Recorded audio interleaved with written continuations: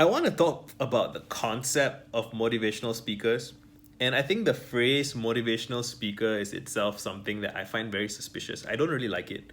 And I would prefer not to be called a motivational speaker. There's a couple of people who use it to describe me on Twitter, and it's almost like a dismissal or an insult, or some kind of um, there are a bunch of implications attached to the phrase.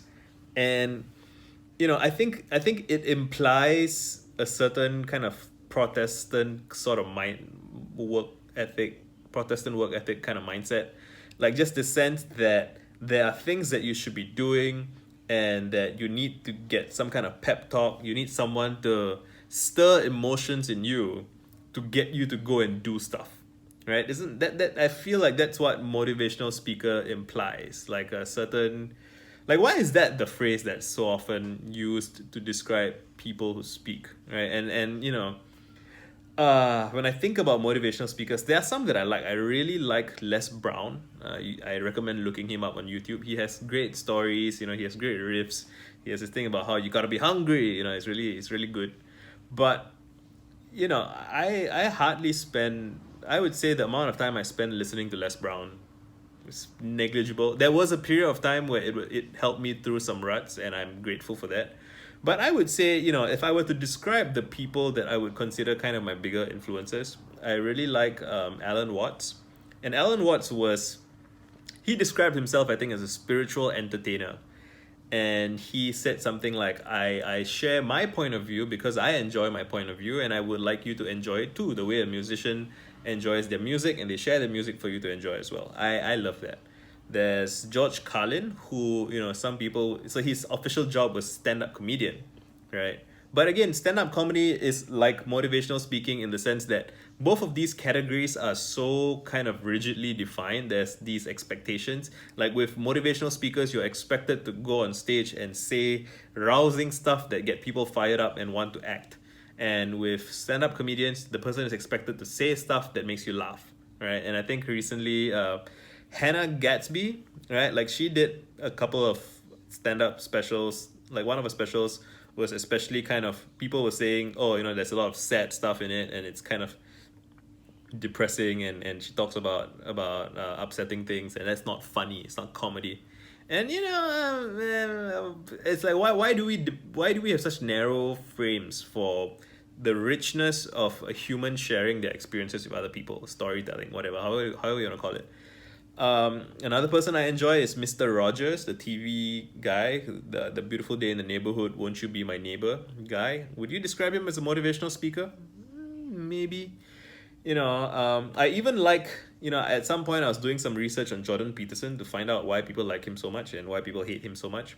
And like some of his early lectures, like they're pretty cool. I mean, I don't want to make any comments about his politics or like what controversies he's been swept up in, and the transphobia of what weird shit does he say? He says things like radical cultural Marxism or something like that. Like, I don't want to comment on that. I don't really have an opinion.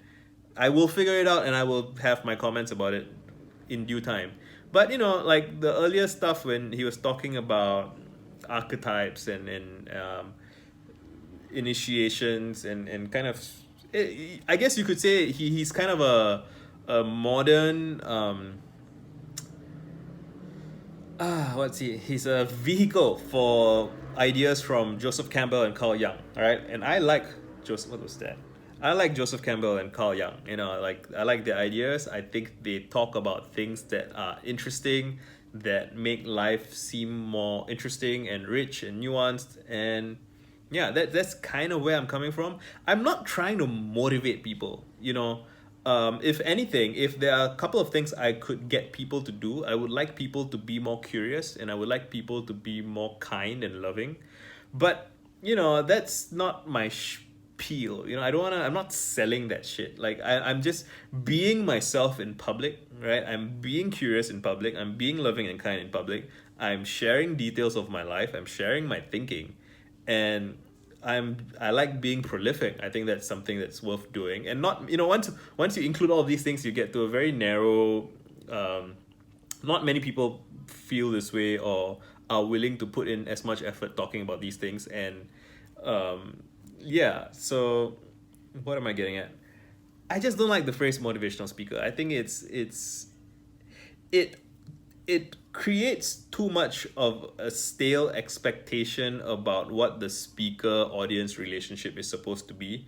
I don't like that very, that very oratorical kind of I'm on my soapbox and you are the masses in the audience kind of just absorbing what I'm saying. I want to have conversations with people. I want people to tell me when I'm wrong. I want people to suggest things to me. I want people to have fun. I want to play.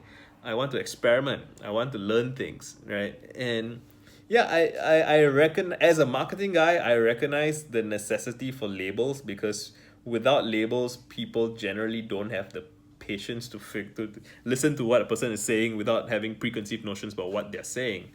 But at the same time, there are people like that, and I would rather reach out to those people than to, I don't like the idea of compromising what I'm trying to do and trying to say just to kind of reach a broader audience if that audience is going to be making assumptions about what they're going to get out of listening to me. Does that make sense? It's like I was watching this video of Nigel Ng, I think that's his name, and he's a stand-up comedian at some level, and he also has this character that he puts on for his YouTube channel of whatever called Uncle Roger.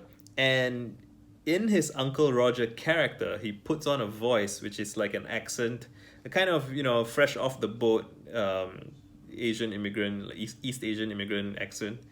And I find it forced. I find it contrived. I don't want to be a killjoy. I don't want to criticize him for doing it. If people enjoy it and he enjoys it, and he makes money, and it's a living, right? I don't want to criticize artists for doing what they think they have to do to make the trade-offs they have to do to get the attention that they have. Whatever, I accept whatever it is. I don't mean to yuck on someone else's yum. But I can see how I could do something like that. I could put on a costume, I could put on an accent, I could play a caricature. It would get a lot more attention for sure. I could make shorter videos, blah blah blah. But I don't want to do that. I want to just keep doing what I'm doing. Maybe I will experiment with like slight differences in increased production values, put on some kind. I like what ContraPoints is doing, but if I had the resources, would I do ContraPoint style videos? I don't think so. I think I'm likelier to do like something a bit more like nerd writer-ish essays. And I've seen criticisms on YouTube about how there's this very predictable format of nerd writer style essays where they basically read you a Wikipedia page and they put in a certain kind of voice with a certain kind of pacing, and there's a certain just a cadence. It's a genre, right? It's the genreification of everything. I guess what I'm trying to say is that I don't like when genres become too sticky, too firm, too rigid, because then you have overly prepped the audience on what to expect, and when things deviate from the expectations, they don't like it or they don't know how to receive it. And I am in the business, or I'm interested